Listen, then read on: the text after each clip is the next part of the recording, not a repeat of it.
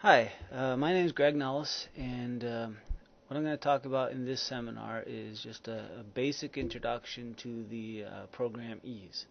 So this is an overview of most of its basic features, and the idea here is to get you a sort of a basis for moving on to some of the more advanced and more interesting features that we'll come to as you go through future seminars. So, EES stands for Engineering Equation Solver, and at its most basic level, that is what EES does. It solves sets of nonlinear equations.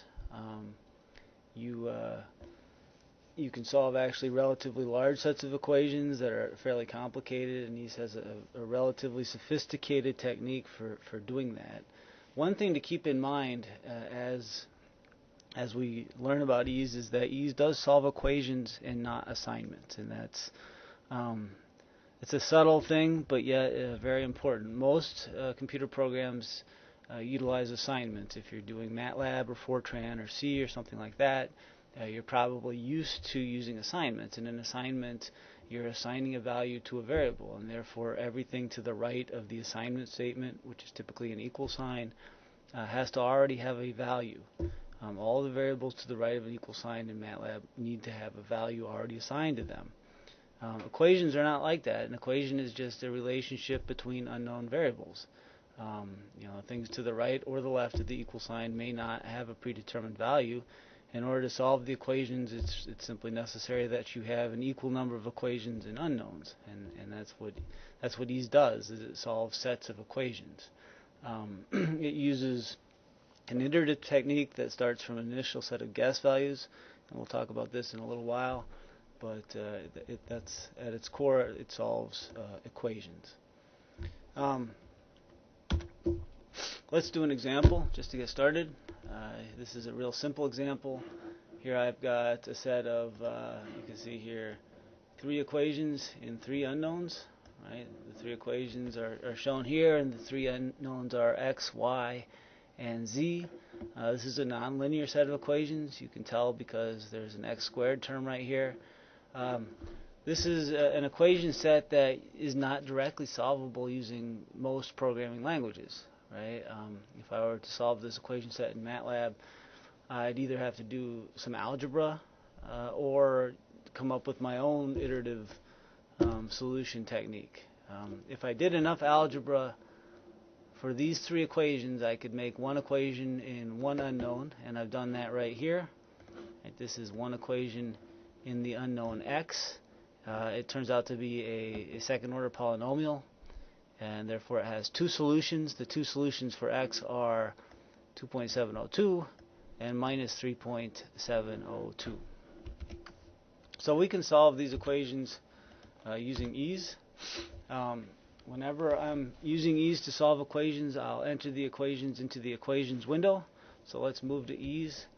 I think probably the most effective way for you to go through this seminar is to actually do the exercises in EES as we go through the seminar.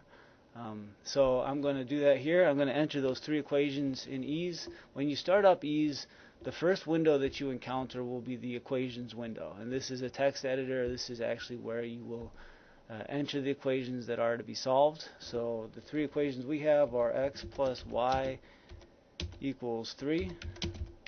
We have y equals z minus 4.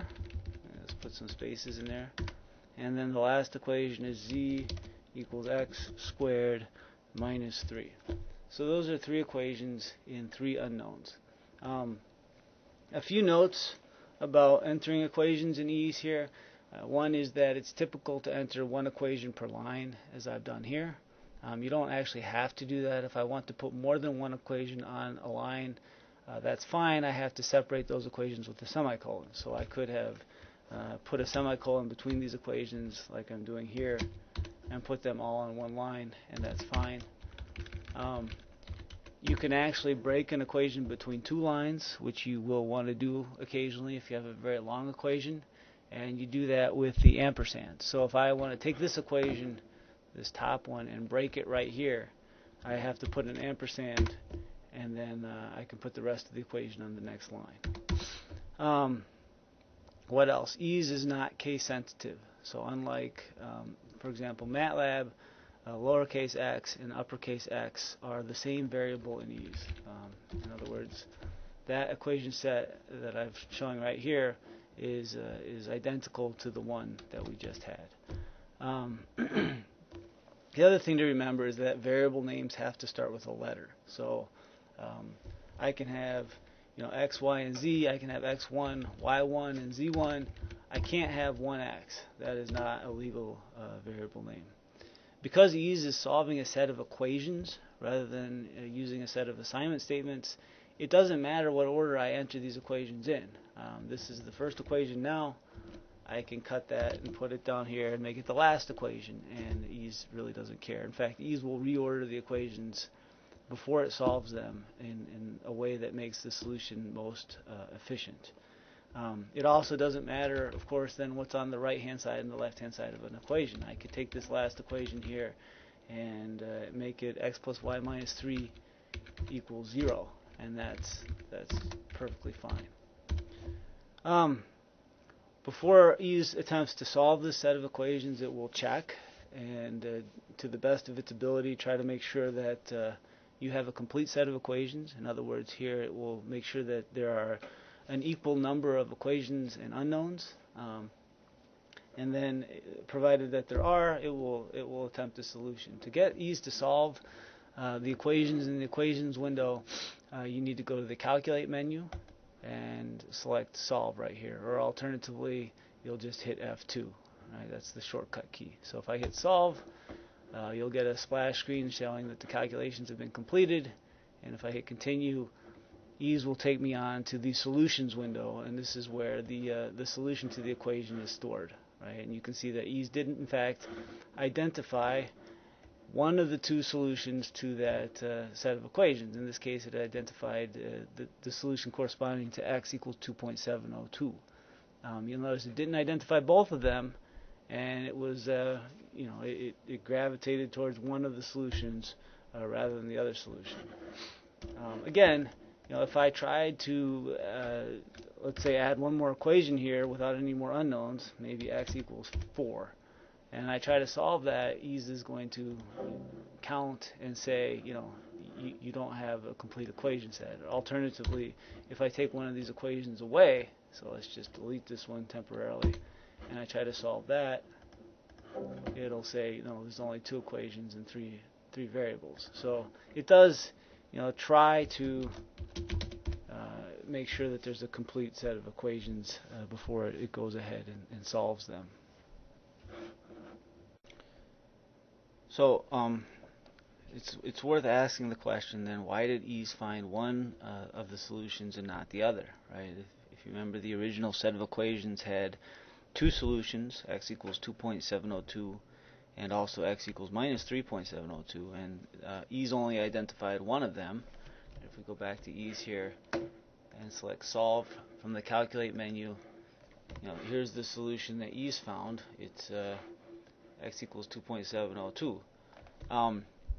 The reason that ease finds one solution and not the other is because, again, it's using this iterative technique to identify the solution to the equations, and that iterative technique starts from an initial set of what are called guess values.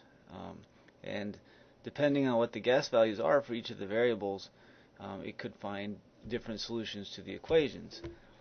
You access the guess values and actually a whole bunch of information about each of the variables from the variable information window.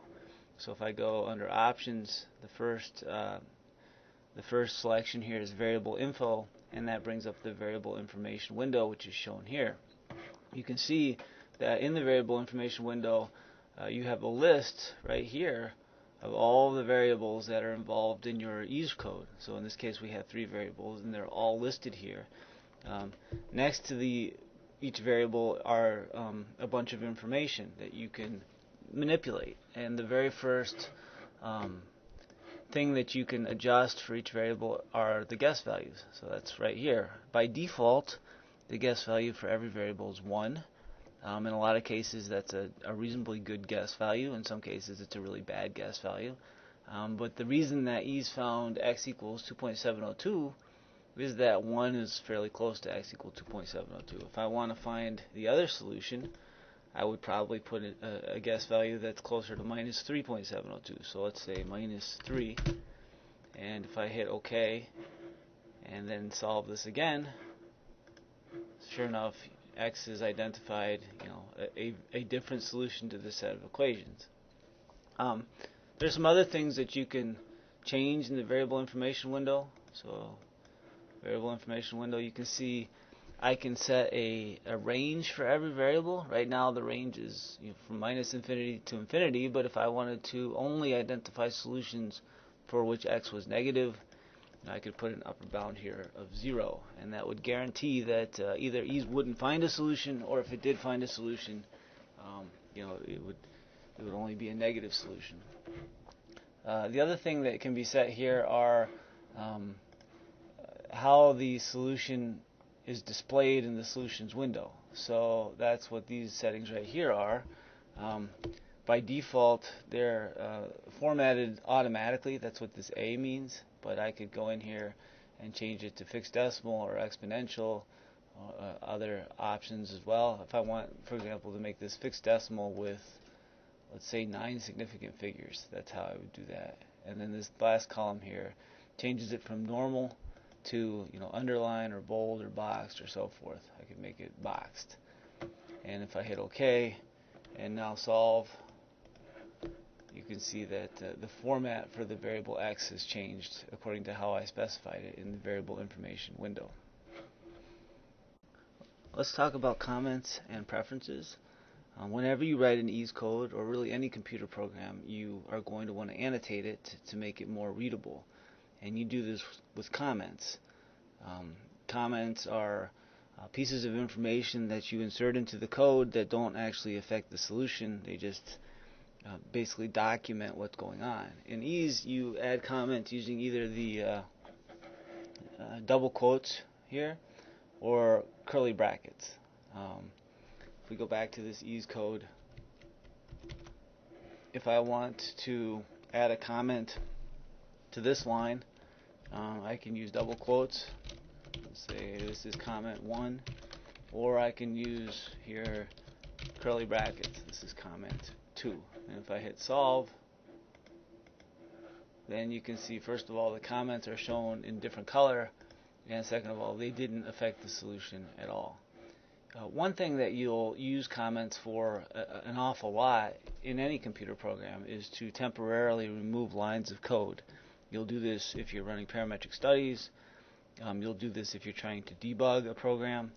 And E's makes it particularly easy to do this. If I just highlight the region of the program that I want to remove, as I've done here, and then right-click in the highlighted area, I get this menu. There's a bunch of things in this menu, but the very first option is to comment. So if I hit comment, then E's will put comments around that around that code and basically temporarily remove them. It's very easy to bring these lines of code back. I highlight the same area, and now the first option is undo comment, and it brings them back. The last thing we should talk a little bit about is the preferences dialog. The preferences dialog, if you go under options, the very last selection here is preferences, and what you'll see is there's many tabs here in the preferences dialog, and you can do a whole bunch of things with the preferences dialog. What we've talked about to this point are things like, if I go to equations, I can change the colors used for the different comment types. I can change where the tabs are placed in the equations window. If you go to display, I can change the size and the font of the display and things of this nature. There's a whole bunch of other things, like I said, that we'll come to as we move through other features in E's. But for now, basically, this is just setting all of the preferences in terms of how you would like E's to operate. Once you've set these the way you like, you probably want to store them. So if I select store here, then I can save these preferences as a .prf file. If I save them as ease.prf in the ease directory, they'll automatically be loaded every time that I start ease, so I don't have to do this each time. So if I hit save here, they're automatically loaded the next time I start ease, and it'll always use this font and these colors and so forth. It could be that you're using a network computer and you don't have administrative privileges, and therefore you can't save the preferences file. If that's the case, then you can store these maybe as a different file. So let's store these as my preferences.prf, and let's just put these in the root directory for now and hit save.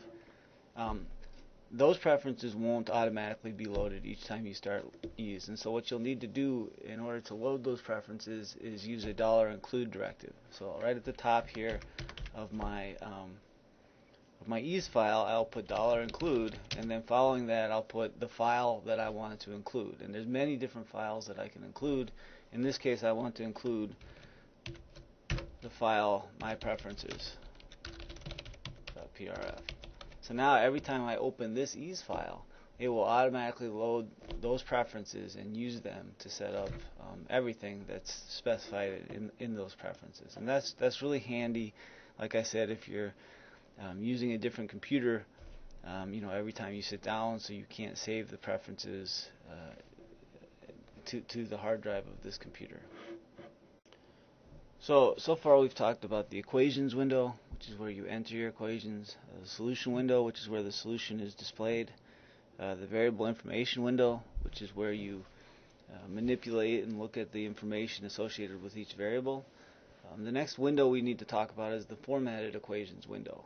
And the formatted equations window basically takes the equations that you've entered in the equations window and displays them in a mathematical format rather than the text-based format that you enter them. And this is really handy for a bunch of reasons, but one is that it's just a lot easier to look at the equations and see what they really mean. It's easy to debug the process of entering the equations using the formatted equations window. And it's actually, I'll show you later, it's possible to copy these mathematical equations, which are nearly professional grade equations, into reports and so on.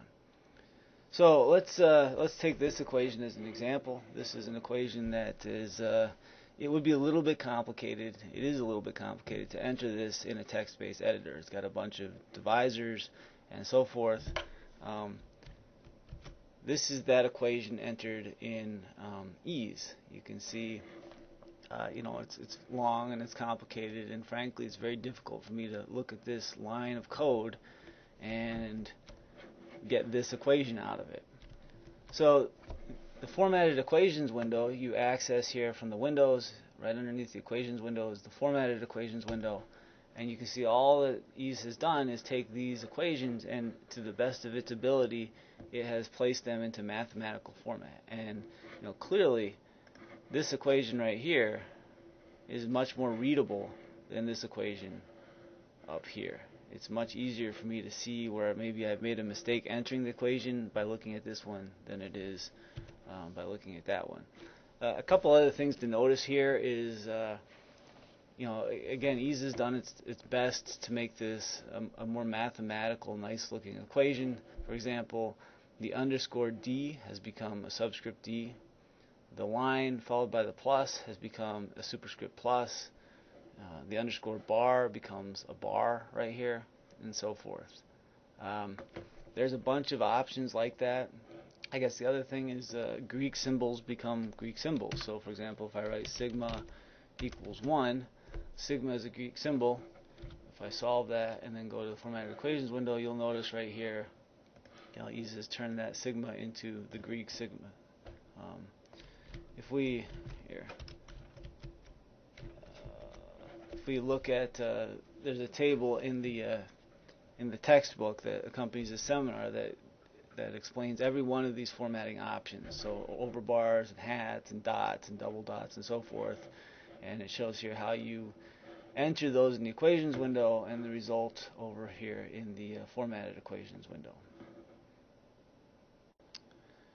Okay, key variables. So it's the EASE programs that we've developed so far are trivial and small, and therefore, the solution window contains only a very small number of variables. But you can imagine, in a lot of cases, you're going to have large models with you can have literally thousands of variables in the solution window, and it becomes just this overwhelming morass of variables that is very difficult to pull out, what's important and what's not. Well, one of the things that EASE allows you to do is designate a small number of these variables as key variables, and it will take those key variables and place them in a separate window where they are organized and they can be commented and so forth, and it makes it easier to look at the smaller subset of important variables versus the entire solution window. So let's show that here for this EASE program here. If I go to the solution window, now again there's only 4 variables here, but you could imagine there would be hundreds, and you might want to pick out the key results. So maybe the key result is here's the average friction factor. So if I highlight this and right click on it, one of the options here is this little checkbox, which makes this variable a key variable. If it's a key variable, then I can add some kind of comment. This is the average friction factor, and hit OK. And what you'll notice is right away, now I have not only the main solution window, I also have this tab, which is the key variables solution window. And if I click this, every variable that's been designated as a key variable will be listed here in the key variables solution window. So everything we've done so far is been done in order to get a single solution to one set of equations. And often it's the case that what you'd really like to do is is to run a parametric study. And in other words, you would like to run EASE multiple times at different input parameters in order to look at how does the solution respond. That's a parametric study. You want to look at the effect of one variable, the independent variable, on another variable, which is the dependent variable. You have to do this in EASE using what's called a parametric table. And what a parametric table allows you to do is run EASE multiple times automatically, where every run of the table corresponds to a different set of input parameters. So let's do this. Let's talk about parametric tables in the context of an example. The example is let's plot the pressure loss that is incurred as you flow through a 45-degree bend, and we want the pressure loss in kilopascals as a function of the flow rate, and we'll vary the flow rate from 200 to 2,000 liters per minute. And some inputs here are the diameter of the bend is 2 centimeters, the density of the water flowing through it is 1,000 kilograms per meter cubed, and the dimensionless resistance coefficient for the bend is 0.3. So if you've taken a fluids class, you know that the pressure loss through the bend then is the dimensionless resistance coefficient multiplied by the head loss here, which is 1/2 rho times the velocity squared. Now, this is a nice example because not only does it get us to use parametric tables, it also will force us to build a plot, and eventually it will show us how EASE can be used to make unit conversions and unit tracking so much easier than if we had to do it by hand. So eventually I do want to run a parametric study. Whenever you're trying to run a parametric study, it's best to first start by making sure that EASE can calculate the value of the dependent variable for one value of the independent variable, and then we'll vary the independent variable. So for this particular example, we're going to start by calculating the pressure drop at a single value of the volumetric flow rate. So let's put the inputs in EASE. So here I have these are inputs. I have K equals 0.3, and we will add comments to make the code easier to read. So this is the dimensionless resistance coefficient. I have D equals 2,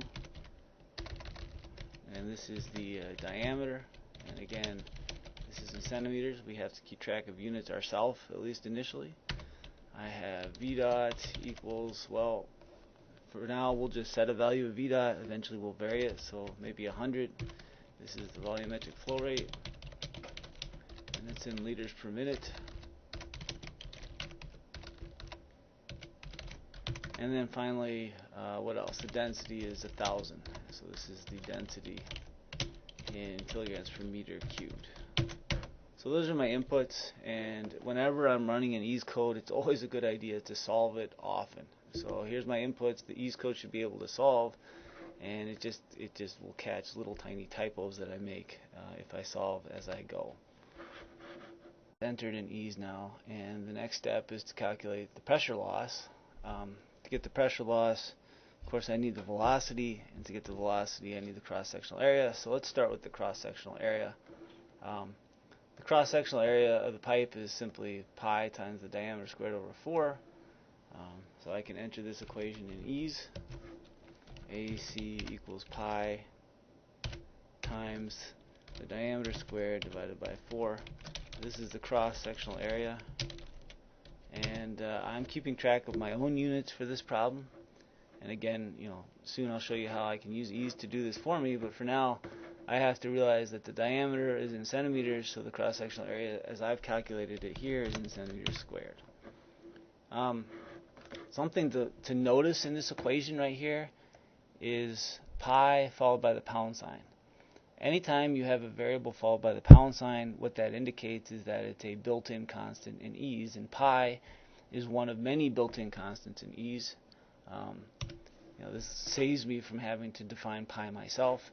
If you want to see the list of built-in constants, select constants from the options menu, and here's the list.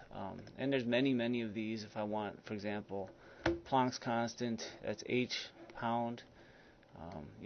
Many of these should be pretty familiar to you. The ideal gas constant, let's see, pi should sit in this list somewhere. There's pi, 3.142, and so on. So I guess at this point I'll calculate solve, and just to make sure I didn't write any, make a typo, you can see the cross-sectional area is being calculated correctly. The next thing that I need to compute is the velocity. So velocity is volumetric flow rate divided by cross-sectional area. So I can enter that equation in EES. So U equals V dot divided by AC. This is velocity, and again I have to be careful of my units. Volumetric flow rate is in liters per minute. Cross-sectional area is in centimeters squared, so this velocity that I've just calculated must be in liters per minute centimeters squared, which is not super convenient units for velocity. If I want to convert this from liters per minute centimeters squared to, for example, centimeters per minute, I have to go look up the unit conversions that are required to do that, and I'll do that in a second.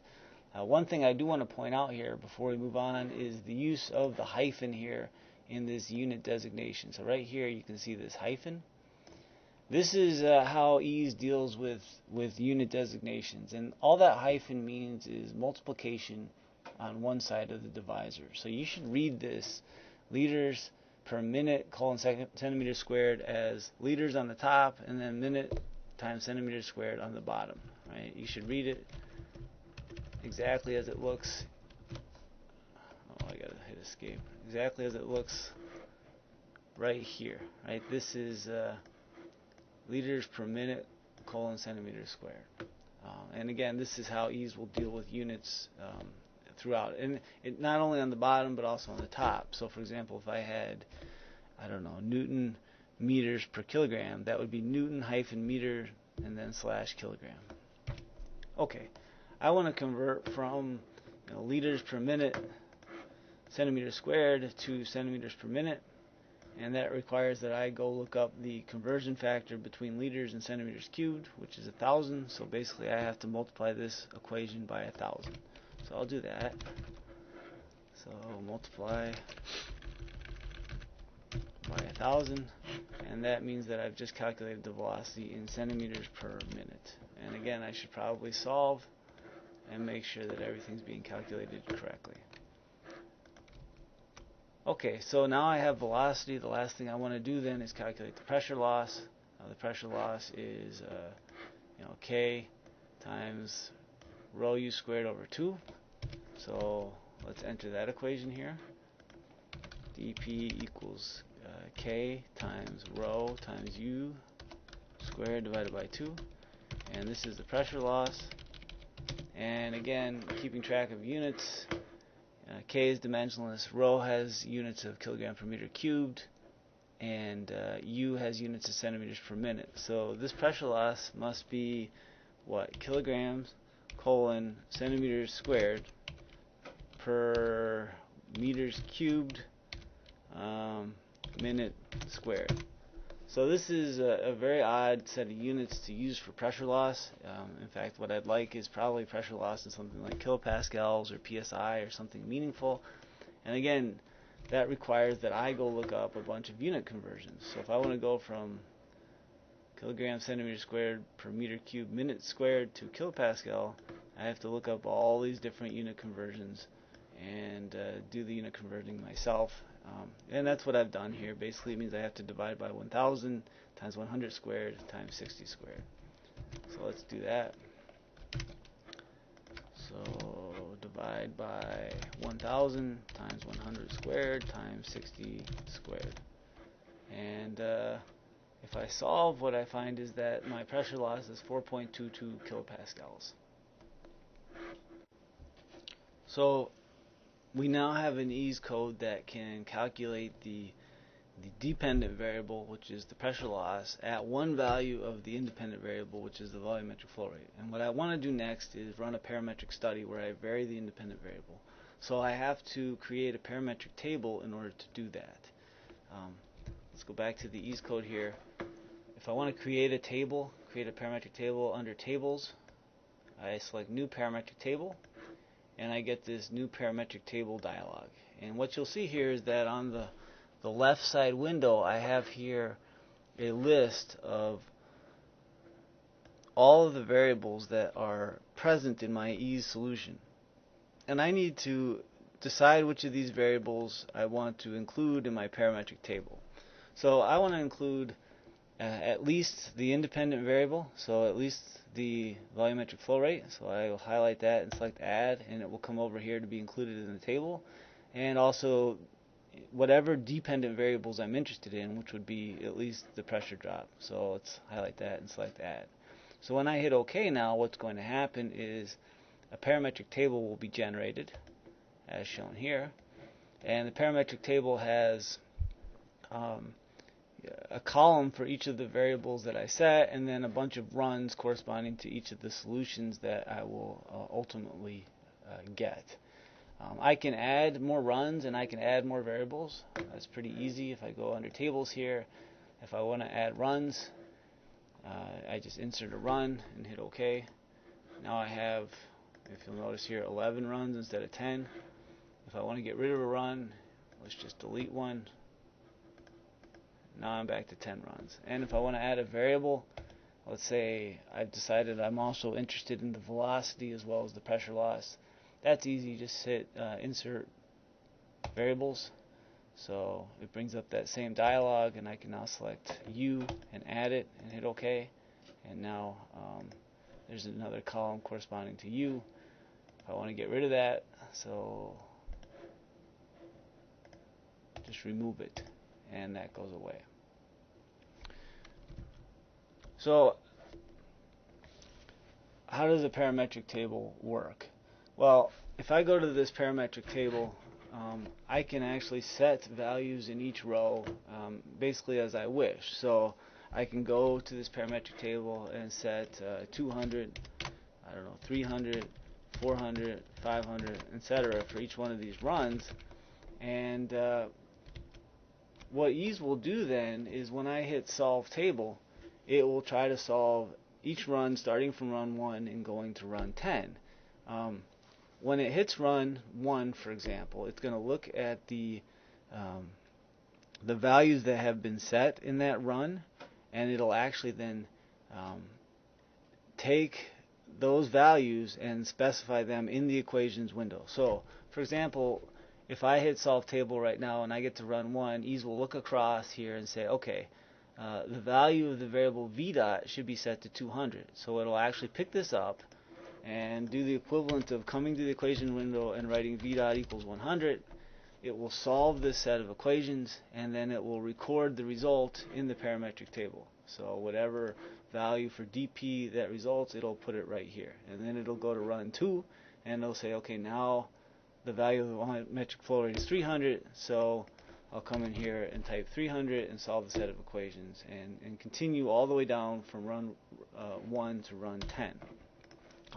So that's basically what running a parametric table does.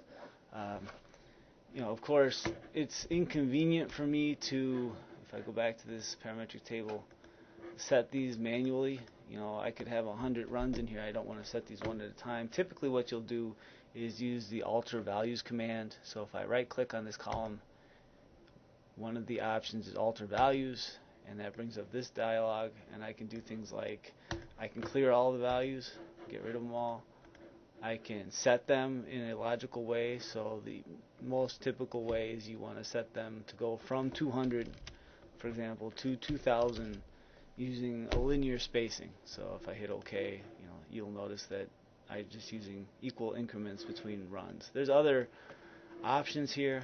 I can have a constant increment, so I can go from 200, starting at 200 with increments of 200, which gives me the same thing. I can go with a constant multiplier, which basically gives me sort of logarithmically spaced data, or I could actually logarithmically space my data from some value to some other value, which is really handy if you're going to ultimately make a log plot, because you want your data to be logarithmically spaced. But let's for now just do this. Let's see. If I try to solve this table, what you'll find is that I've actually over-constrained my problem. So let's go back here, and if I want to solve a table, instead of selecting solve from the calculate menu, I select solve table. And if I select solve table now, I'm going to get an error. And the reason I'm going to get an error is because if I look at this, when I hit run 1, I'm going to bring v dot equals 200 over here and type it in. But I already have a line right here that says v dot equals 100, and so that's it's just not going to work. I'll get this error right here that says v dot has been previously set. So this is one of the places where it's really handy to use comments, right? I can temporarily comment out this specification of v dot.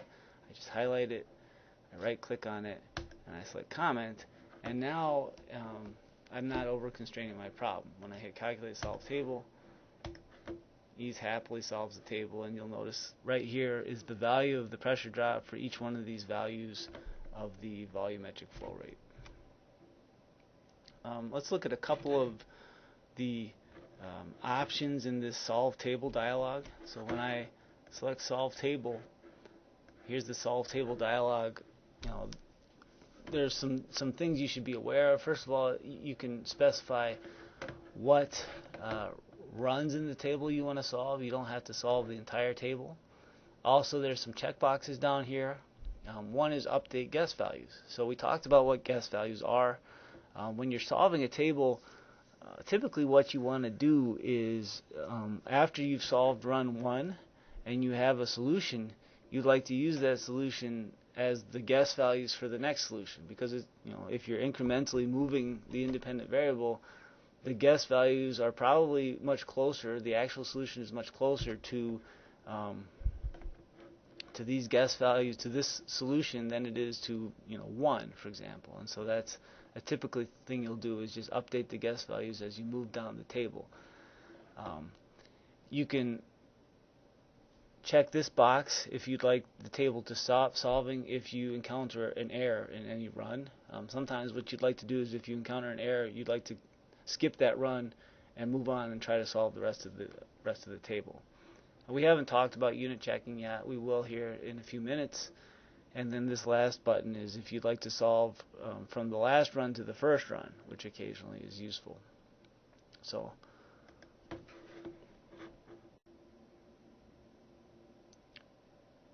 now that we have a parametric table, we can do things like name it, we can document it, we can actually save it and load it. So let's look at our parametric table here. By default, you'll notice it's given the name Table 1. That's not very descriptive. If I want to change the name, I just right-click on this tab, and maybe I want to change it to, I don't know, dp versus v dot. And the other thing I can do here is write some little descriptive comment about what's contained in this table. You can imagine, I might have 100 parametric studies all at different conditions, and I might want to document that this one is for K equals 0.3 and rho equals 1,000 kilogram per meters cubed, and hit OK. And you'll notice the name changed. This parametric table will be automatically saved and loaded each time that this EES code is loaded. So I don't have to worry about saving it as a file and then reloading it. I may want to take the data in this table though and import it into something like Excel or a spreadsheet or even a different EES code. And if I want to do that, then I have to save it. So again, I right click on this tab, and one of the options here is save. And you'll notice that I can save it in a bunch of different formats. I can save it as just a tab delimited text file, a comma separated variable file. I can actually save it as an EES lookup table, which we'll talk about in a little while, but that lets it be directly loaded into a different EES code. So I have those kind of options available to me. And finally, I may just want to copy the data out of this table and paste it into a different table or a different spreadsheet. And to do that, you just highlight the data you'd like to copy. You right-click on the highlighted region and you select copy. And then, for example, I can let's go to Excel here and select paste, and there's the data pasted into Excel. Now, one thing to notice here is that these data are pasted with exactly the precision that they had in the original table. So in the original table, the pressure drop was displayed with 4 significant figures, and that's all that was picked up here, right? So there's some information loss, right? This pressure drop was calculated with many significant figures, and all those significant figures are gone. If I want to avoid that, if I go back to this table, let's highlight the same set of data and right-click on it. This copy and then eFormat in parentheses, that option copies the data with all of its precision. So we have a parametric table now, and that contains the tabular results of a parametric study. If I look at the table here, I have the volumetric flow rate, and for each volumetric flow rate, the pressure drop. It's almost always the case that it's going to be most convenient to look at the results of a parametric study in a plot. You're going to want to plot the dependent variable delta P as a function of the independent variable V dot. We can use data in any table in EES as the source of a plot. So far we've only talked about parametric tables, but we will talk about arrays tables, lookup tables, and integral tables, and these can all also be used to generate plots. If I want to make a plot, I go to the plots menu and I select new plot window, and there's 4 different options here. I would classify these as being a little more advanced. Most of the time you're going to want just an XY plot. So you select XY plot, and that brings up the new plot setup dialog here. And when you're setting up a plot, there are 2 things you have to do. You have to specify the source of the data, and that's what you're doing over here on the right side. And then you have to specify, what is the dependent and what is the independent variable. So again, you can use any of the different tables in EES, and in this particular EES code, we only have parametric tables, so that's the only option here. And you have to pick which of the parametric tables, and we only have 1, so that's also very easy. And then what set of rows within that table you want to use, and we'll use the entire table 1 to 10. Over here it's listing what are the columns in the table, and you have to pick what's the x-axis, what's the independent variable, that'll be v dot, and what's the y-axis, what's the dependent variable, that'll be dp. And down here you can specify some formatting, although it's also almost easier to do that when the plot has been generated. So I'll hit OK, and there's my There's my plot.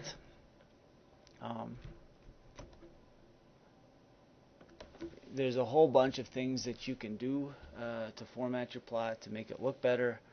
I think most of these are fairly intuitive, although we'll go through them. I personally think that EES makes very high quality plots as compared to maybe some other software. If I want to change, these labels here, I just double click on them, and that brings up the format text item dialog. I can change this, for example, to pressure loss in kilopascals. Center that. I can change this to volumetric flow rate, and that's in liters per minute, and center that. If I want to modify the axes, I just click on them. So let's click on this axis, 0 to 200 in intervals of 200. We'll add some grid lines and 4 tick marks, and that's what that looks like. Maybe the same thing here, 200 grid lines, tick marks. Some other things that you'll notice here is I can set auto scaling so that if the data range changes, the axis will automatically rescale itself, and then I can scale with a multiplier if I'd like as well. What else do I want to show here? I can resize the plot. So if I take this little gray button right here and move it around, the plot gets bigger or smaller. If I just move it around like this, what you'll find is as the plot gets smaller, so does the text. Right? As the plot gets bigger, the text gets bigger. You may want to avoid that. You may like the size of the text and just want to make the plot smaller. If that's the case, then hold down the control key while you're resizing the plot, and the text will stay the same size.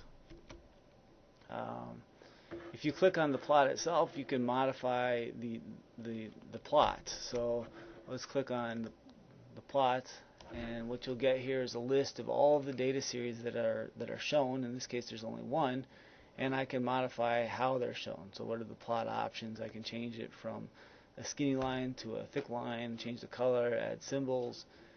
Maybe I can do some smoothing and so forth, and hit OK.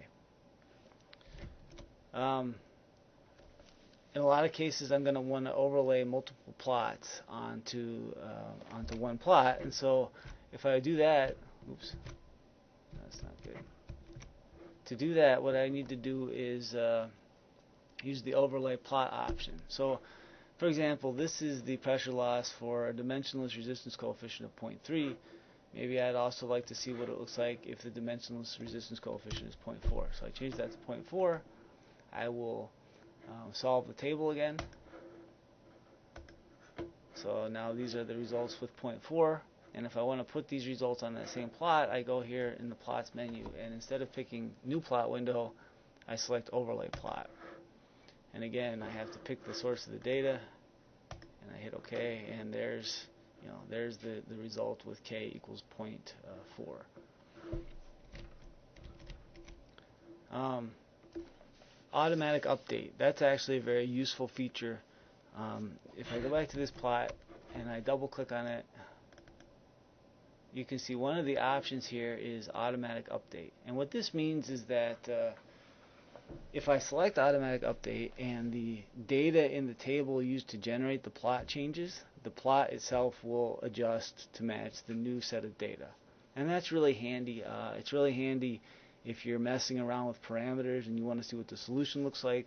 When we get to thermodynamic properties, one of the things you'll see is that EES is really good at creating TS diagrams and putting state points on them. And so it may be that you monkey with the input parameters and you'd like to see sort of in real time how the state points move around. Do they move into the vapor dome and out of the vapor dome and that kind of thing. And that's what automatic update does. So if I select automatic update here, and hit OK, you'll notice I'm automatically updating the second data series, so the blue line.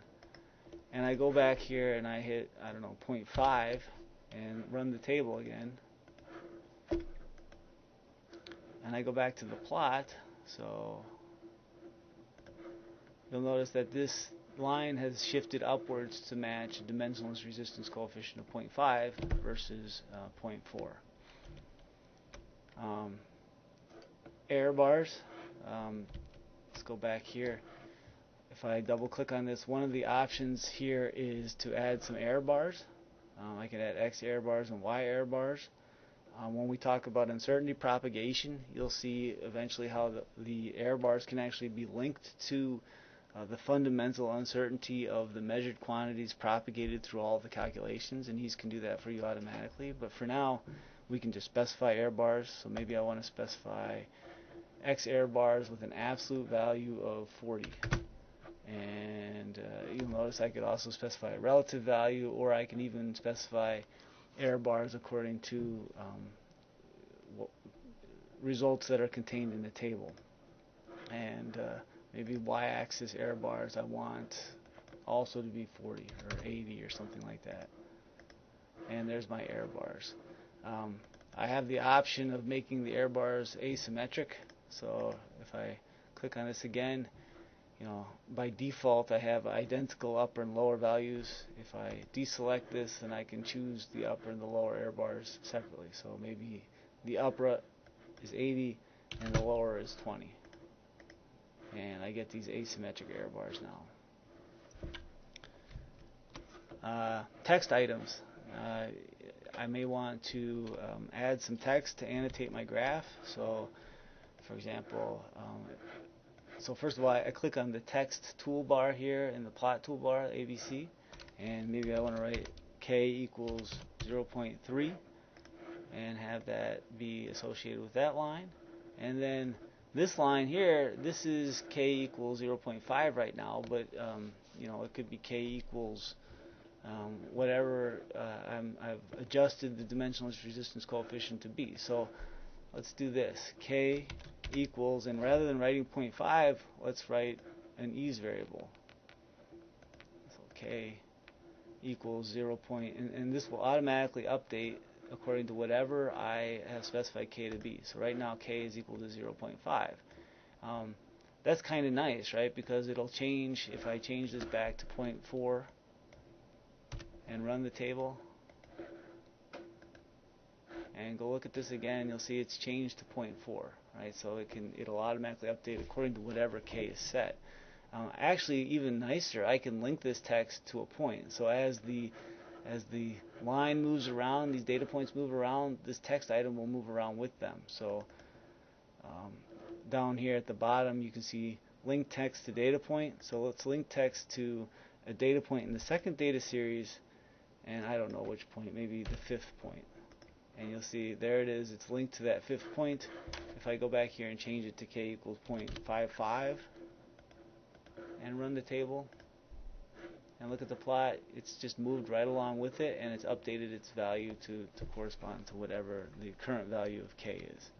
So you can do a lot of things with plots. I think you can do just about whatever you want. You can have a secondary y-axis and a secondary x-axis. You can actually take images and put them on plots. So for example, let's go back to here and pick up this image right here and take it over here, and I can paste that image right onto this plot and resize it to make it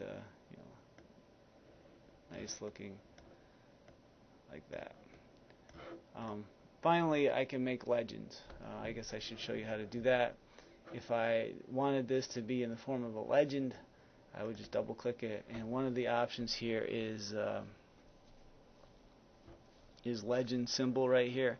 So right now there is no legend symbol, but you'll see if I click on this, I get a drop down menu containing each of the data formats for all of the data series. So k equals 0.3 would be this black line, and now it's I can put it down here in the form of a legend.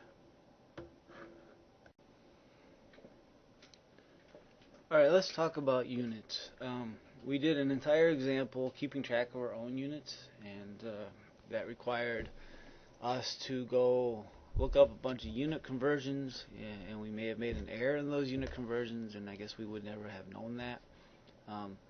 EES is really helpful in this regard. It can keep track of units. One of the nice things about EES is that not only can you assign a value to a variable in EES, you can also assign a unit to each variable in EES. And as an engineer, most of the problems that you tackle are going to be engineering problems in which the variables correspond to physical quantities, and therefore they have units, and you have to keep track of them in order to avoid unit errors. So specifically what EES can do for you is it can help you convert between units. Again, it lets you assign a unit to each of the variables that you're using, and it will also then check to see whether the units of the variables as you've assigned them are consistent with the equations as you've entered them.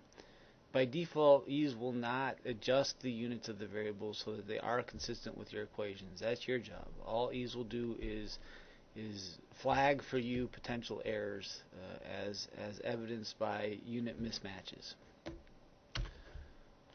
So let's go ahead maybe and redo the example we just did again, but this time letting EES help us with the units. We'll start by setting the units of numerical constants. So numerical constants are basically inputs, they're numbers, and the way that you can set the units for numbers like 2 here or 1,000 here is using square brackets. Okay, so let's go back and re-enter the inputs of our problem. We had k equals 0.3. That's dimensionless. It has no units. D equals 2, and this is units of centimeters. So to set the units of this numerical constant 2, I'll use the square brackets, and inside the square brackets I'll put centimeters. Rho is 1,000, and that has units of kilogram per meter cubed. And finally, V dot is 100, and that has units of liters per minute. And if I solve, so I'll calculate solve, go to the solution window, what you'll notice is that now not only do each of the variables in the solution window have a value, they also have a unit right here assigned to them. If you're wondering, how I knew that the unit centimeters was abbreviated cm or kilograms kg and so forth, most of those abbreviations are pretty standard, but you can look at them by looking at the unit conversion information in EES. So go to options, and under here you see unit conversion info, and that brings up this dialog right here. On the left window here you have a list of all the dimensions that are available, and for each dimension over here you have a list of all the units that are programmed in EES. So I don't know, for example, let's go to energy. These are all of the defined units of energy in EES, and there's some that are maybe not well known, like ergs and therms and so forth. The same with length. I go to length. These are all the length units in EES. So this is how I knew, for example, to use centimeters when entering the units for D. One nice thing here is if I pick two different length units, for example, let's say microns and yards, down here it'll give me the unit conversion between microns and yards. So all the unit conversions between these units have been programmed in EES and are available. If you don't find the unit you want, it is possible to add units, and I think that's covered in that Mastering EES textbook that accompanies this seminar. Okay, so that's how you set the units for these numerical constants. How do I set the units for variables? So for example, now I'm going to calculate the cross-sectional area of the pipe. Let's go back here and set AC equals pi pound times d squared over 4. How do I set the units of AC? I can't set the units of AC using square brackets. I could try if I want. Maybe I put centimeters squared here. You're going to find that doesn't work. I get an error. If I don't set the units at all and I hit calculate, solve, by default the units of AC just aren't set, right? And as a result of them not being set, I get this big red warning that says one potential unit problem was detected, right? Because EES automatically looks at all these equations. It looked at this equation right here and it said, well, diameter has units of centimeters and AC has no units. That's a problem. If I select check units, it'll actually take me to that equation and point out the inconsistency in the units, which is nice. So I have to set the units for the variable AC.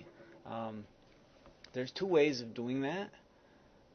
One way is from the solution window. If I just highlight this variable and right click on it, one of the things that I can enter right here are its units. So I can enter centimeters squared and hit OK, and now the variable AC has units centimeters squared, and you'll also notice this unit warning went away because now that equation is dimensionally is unit consistent.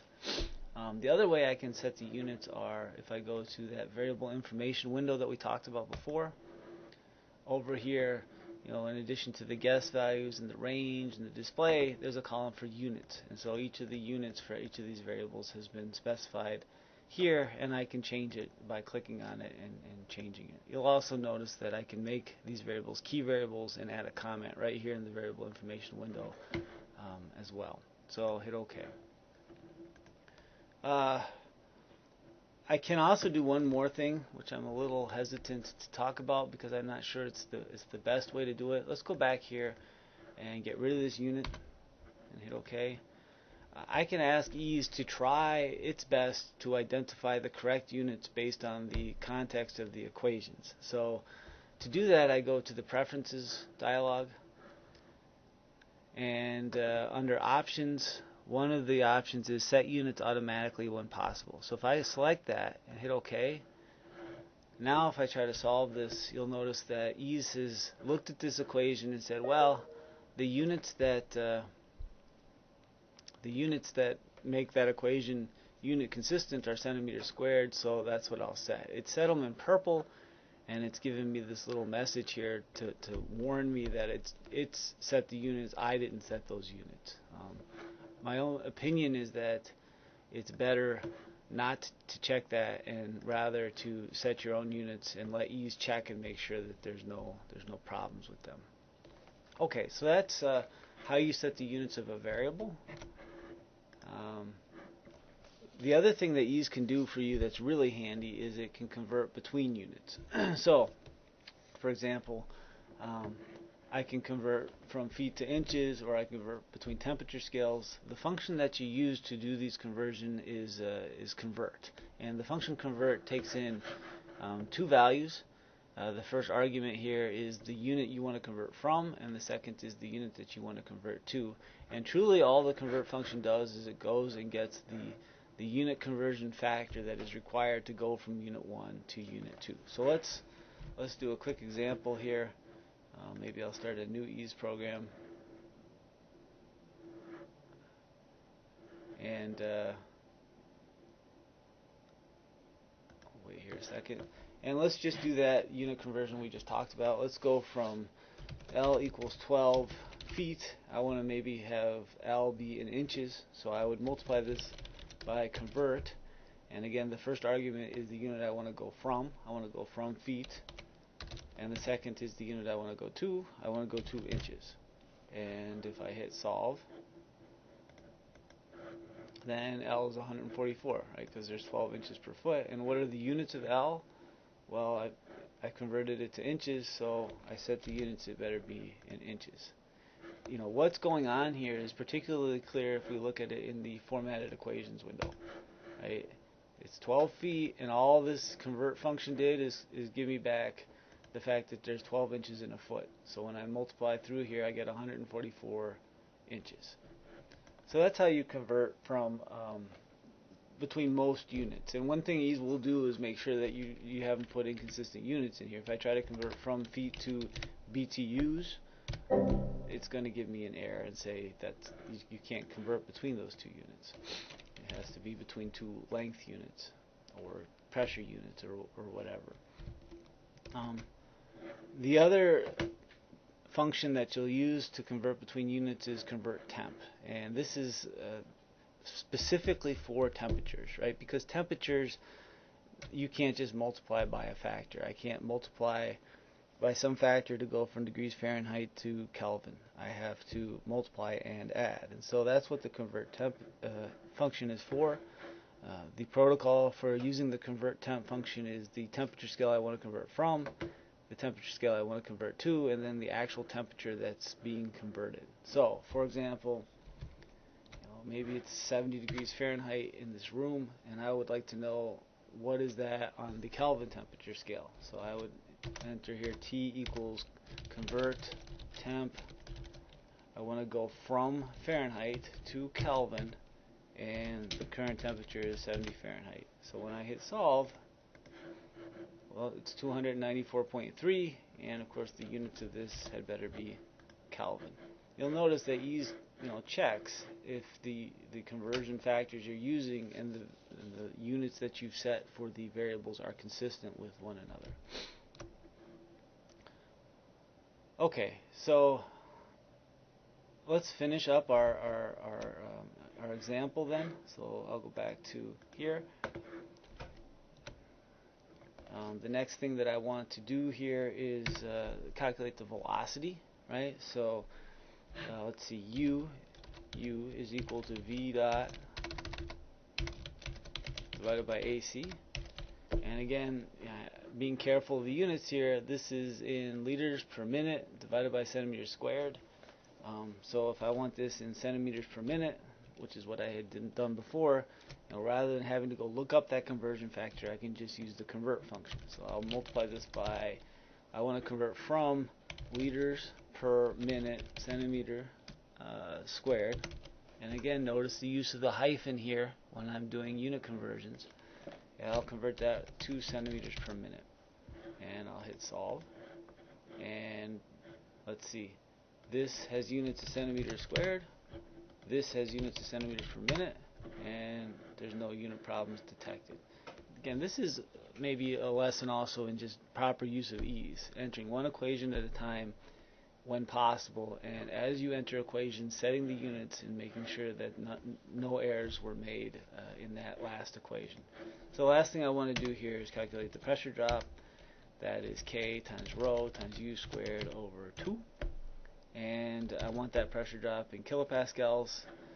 Again, these are pretty crazy units here. This is kilogram centimeter squared per meter cubed minute squared. So I'd like to convert from kilogram per centimeter squared divided by meters cubed per minute squared to kilopascal. And these will identify that even though this looks crazy, it is in fact a pressure unit, and figure out the conversion factor to go to kilopascals. So I hit solve. This is 4.22 kilopascals, and that's the answer that I get. And this is exactly the same answer I got before. What EES has done for me is, first of all, checked to make sure I didn't make any unit errors, which gives me a lot of confidence in my answer, and also helped me to do the necessary unit conversions. So one last topic related to units, and I guess this topic isn't so much about EES as it is about just a suggestion for a strategy for dealing with units. Every engineer has to come up with his or her own methodology for dealing with units in order to avoid unit conversion errors. That's very important. I deal with students taking their first thermodynamics course all the time, and I find that that's just a very important skill that they need to develop. And I've come up with this suggestion for students, and it seems to work really well. What I would suggest that people do is convert all of the inputs to the problem to base SI units. This is kilograms, meters, seconds, newtons, Kelvin, etc. In real life, you're going to get inputs to a problem that are in mixed units, sometimes crazy units, and you need to convert them all to base SI units and then do the calculations using variables that are in those base SI units. And the reason for this is that SI units are completely self-consistent. You shouldn't need any unit conversions when working the problem.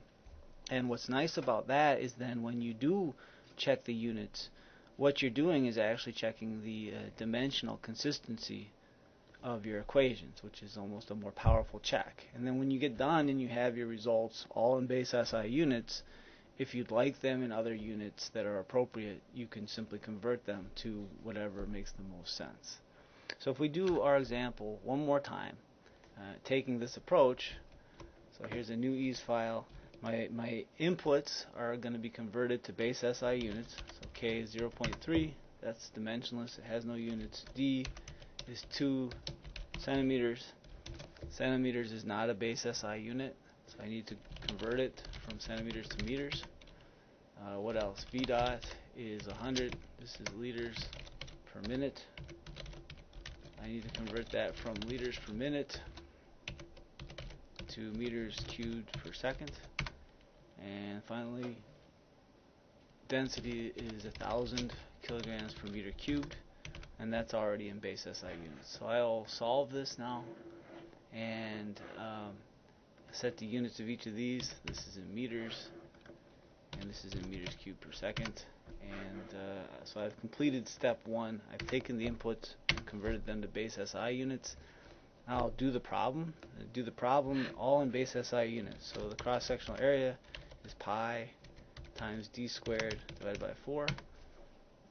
That must have units of meters squared, right? I'm doing the problem in base SI units. The velocity is v dot divided by AC. That must have units of meters per second. Finally, the pressure drop is K times rho times U squared divided by 2. That must have units of Pascal, right? I didn't have to monkey with unit conversions while I was doing the problem. So this has units of meters squared.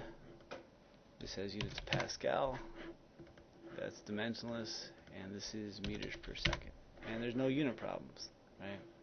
Finally, if I do want dP in kilopascals, well, that's easy. I'll define a variable dP in kilopascals, which is dP times, let's convert from pascals to kilopascals, and solve, and 4.22 kilopascals. So you can see, I think, how easy it is to use this technique when dealing with units. Okay, one last topic here before we take a break and do a problem, and that is printing and also copying equations. So let's talk about printing. When you get done with the EES code and you need to, for example, turn it in a class, you're going to have to print it out. And so when you print out, so for example, let's say I want to print out this EES code, I go to File, Print, and I have to select the printer. One thing you also have to select is what do you want printed out. And by default, EES won't print everything out. It doesn't know if you want all the parametric tables printed out or whatever. So you need to go through here and check what's being printed out. If I have multiple parametric tables, so right here, this might be available. If I had parametric tables, when I check that, I'll actually get another window that asks, well, what parametric tables do you want printed out? So, again, I'll have students turn in like half of their EES code because they forgot to go in and check exactly what it is that they want to print it out, and you need to do that. The other thing we talked a little bit about is the fact that if I look in the formatted equations window, what's oftentimes nice is to be able to pick up these equations and drop them into a report. I know that if I'm teaching a lab class, for example, and in support of an experiment, students develop an EES code, all of the equations that they need for their report have already been programmed in EES, and therefore it's nice if they can just pick them up in some kind of nice-looking professional format and plop them into their report. So you can do that. Let's say I want this equation right here. I would right-click on this equation, and highlight this equation, right-click on it, and I have 3 options for copying it. Copy as EES picture just copies it as a bitmap, so I can copy this and then go to Word, and let's paste it, and there it is. Right? That's not super convenient. If you have the professional version of EES, you'll have 2 other options down here at the bottom, which is copy as a LaTeX object. So if you're using LaTeX, you can copy it and paste it in LaTeX form. And then here's copy as a math type object. So if you have the math type equation editor, you can copy it and paste it in the math type, which makes it truly a professional version, a professional grade equation. So those are handy options to know about. Okay, at this point, I think what you might want to do is take a break and do problem one. Problem one and the solution to problem one are available, and you can, I guess basically check yourself and make sure that you understand what's been covered so far, and then we'll continue on with a few more basic features in this seminar.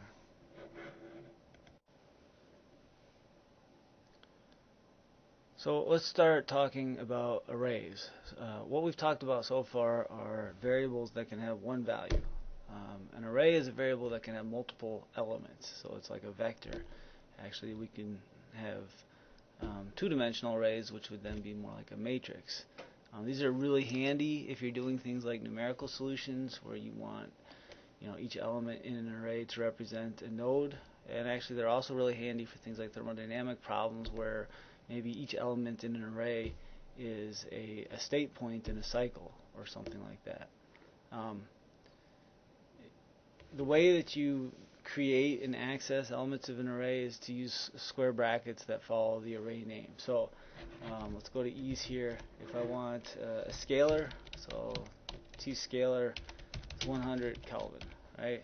That's going to give me, when I solve this, a single value for the temperature for the variable T scalar, and I look at that value in the solutions window. If I want an array, so let's call it T array, well, now I have to specify which element of the array. So T array 1 is equal to maybe 100 Kelvin, T array 2 is 200 Kelvin, and T array 3 is 300 Kelvin. So there's three elements of the array, and I've just set all of them. If I hit solve, one thing you'll notice right away is the array is not appearing here in the solutions window. Arrays are by default shown in their own separate window called the arrays window. So I go to Windows, Arrays, there's the arrays window, here's my array, and there's the three elements of that array. I can use array range notation to make it easier to set multiple values of an array. So let's comment these out. If I want to refer to the first three elements of this array, 1 through 3, 1 dot dot 3 refers to those three elements, and I can set them all at once. So 100 Kelvin, comma 200 Kelvin, comma 300 Kelvin. That's now set. These three elements are set to these three values. If I hit solve and go look at the arrays window, it's the same. It's the same result. I can also have two-dimensional arrays. In other words, I can give arrays two indices. The first one corresponding to the row, and the second one corresponding to the column. So let's do that here. Here's a very simple, two-dimensional array. Let's get rid of this stuff. And I'll have T1, 1 equals 100, T1, 2. So this is first row of second column equals 200, T1, 3 equals 300. And then I set the second row, T2, 1 equals, 400, T2, 2 equals 500, and T2, 3 equals 600. So when I solve this now and go to the arrays window, what you'll see is I've created a two-dimensional array. It has two rows and then three columns like that. And I can also do this using array range notation. I can set the first three columns in row 1 according to this, and the first three columns in row 2 according to that, if I want to make things a little bit easier. All of the characteristics in the array are consistent with what we talked about for scalar variables. In other words, I can set units, I can set guess values, I can do all the things that I could for scalars. EES will check the units and so forth. I can set the units right here in the arrays window. If I right-click on these, one of the options is units. Actually, it's usually more convenient to do that in the variable information window. You can see right here, every element of the array has a guess value, and it can have a range, it can be displayed differently, it can have units and so forth. Typically, when you're dealing with arrays, every element of the array might want to have the same guess value and certainly the same unit. So it's inconvenient for me to have to come over here and do this one at a time. What's nice is I can collapse the array by deselecting the show arrays variable option right here. So the entire array has now been collapsed to one line. I can set the units to every value of that array at once. And if I open it up, you'll see all the units have been set. I can do the same thing for the guess values and so forth. One of the reasons for using arrays is not only to organize the information, but also because the information in arrays can be plotted just like parametric tables, whereas scalar values cannot. So, once I have this array set up, I go to plot. You'll notice that I can select information in the arrays table as the source of data for my plot, whereas I couldn't have plotted these if there were 6 individual scalars, and that's pretty handy. You're going to want to use duplicate loops when you're working with arrays, because a lot of times what you're going to want to do is a similar operation on every element of an array. And so we got to talk a little bit about what duplicate loops are. Duplicate loops are analogous to for loops, although they're not quite the same. The protocol for a duplicate loop is showing here.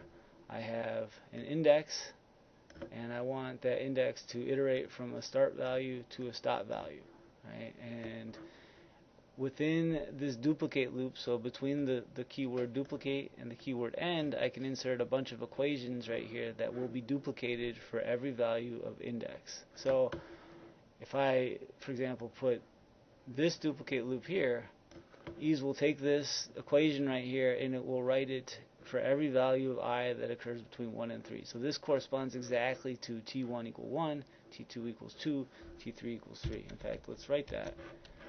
I can write T duplicate I equals index, start index is 1, end index is 3, end Ti equals I.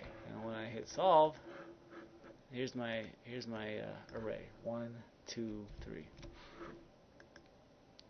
It's important to remember that EES is using equations and not assignments. And what that means is you do not want to put equations within the duplicate loop that you don't actually want to be duplicated, right? So a classic example of this is maybe I go in here and separately I want the variable a to equal 1.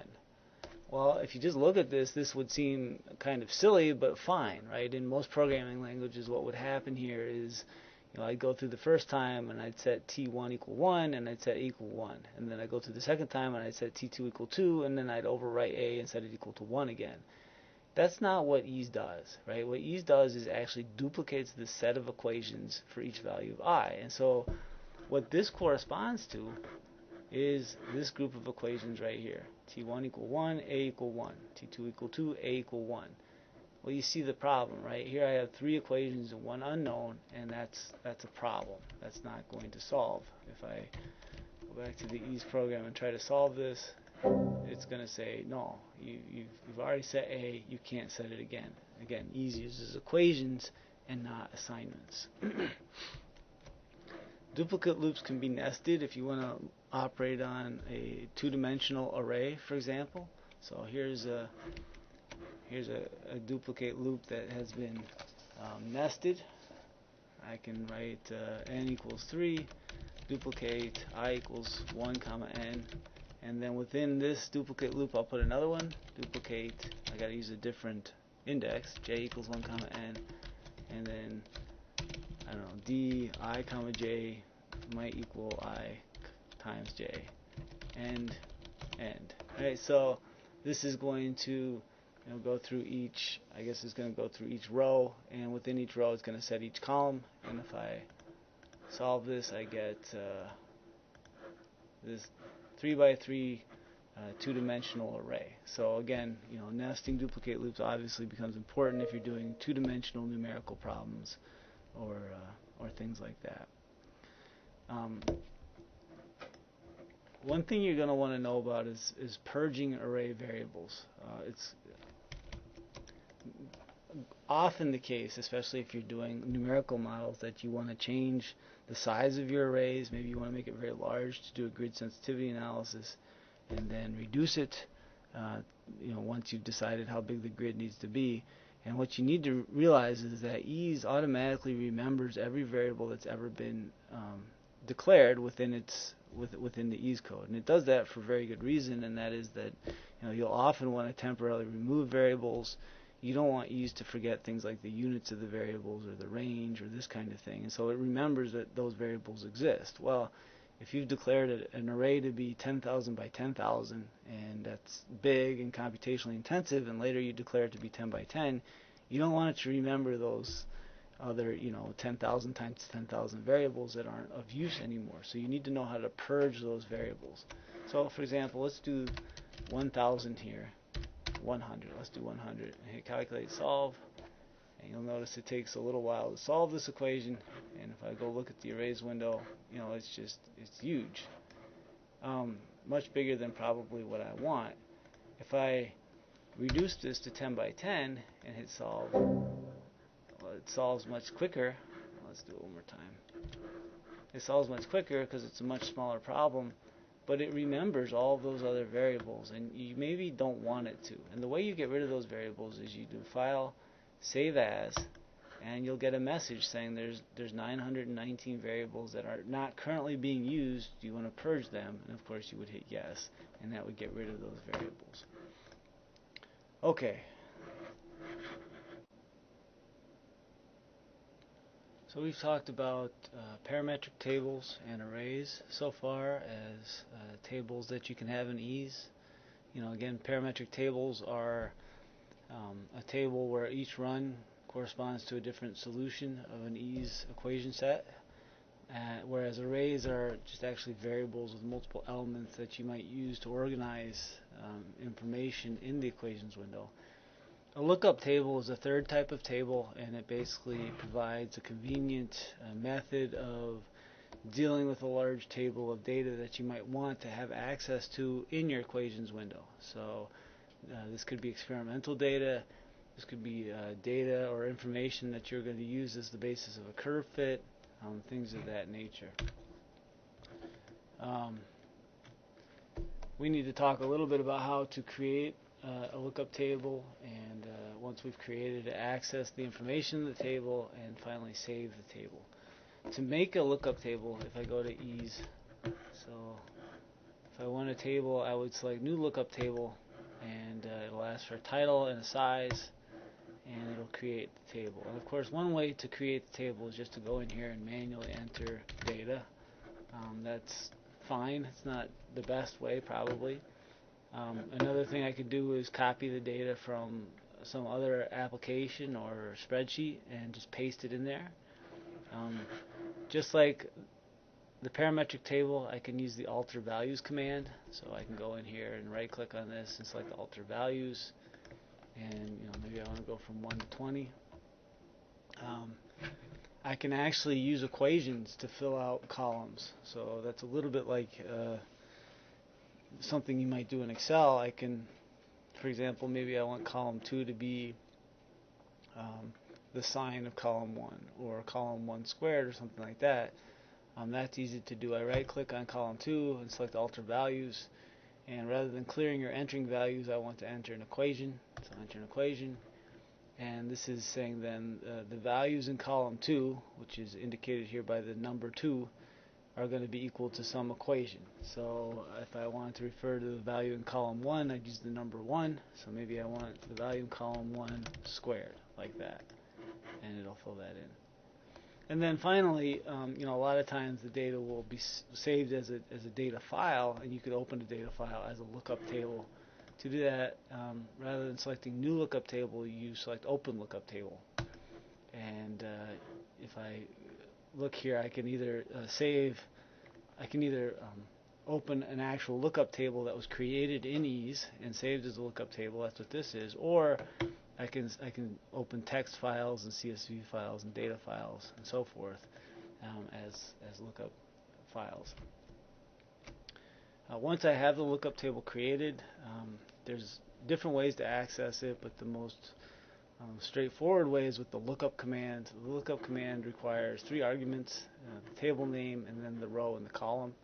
So if I want the value in this table, which is named lookup 3, in row 4 and column 2, I would write x equals lookup.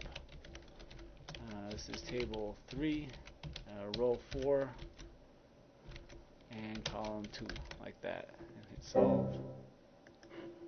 Oh, I'm sorry, lookup 3. This is called lookup 3. And hit solve, and that's 16. So if I go look up 4, that's 16 right there. So that's one way to access that information. Finally, saving and loading lookup tables. So lookup tables, like parametric tables, if they exist in your EES file, they'll automatically be saved and then reloaded each time you open that EES file. But a lot of times you might want to save a lookup table and then open it in a different EES file, and you can certainly do that. You do that the same way that we talked about for a parametric table. Right-click here and select Save, and again, you can save it as a lookup table. You can save it in other formats as well.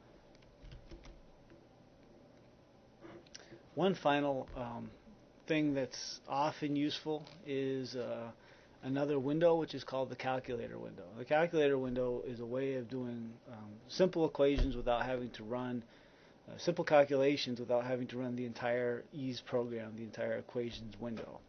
And I use this all the time to try to, basically as a calculator, as long as EES is open. So let's go to EES here, and I'll type in, A equals 1, B equals 2, and C equals A plus B. So here's my equations window.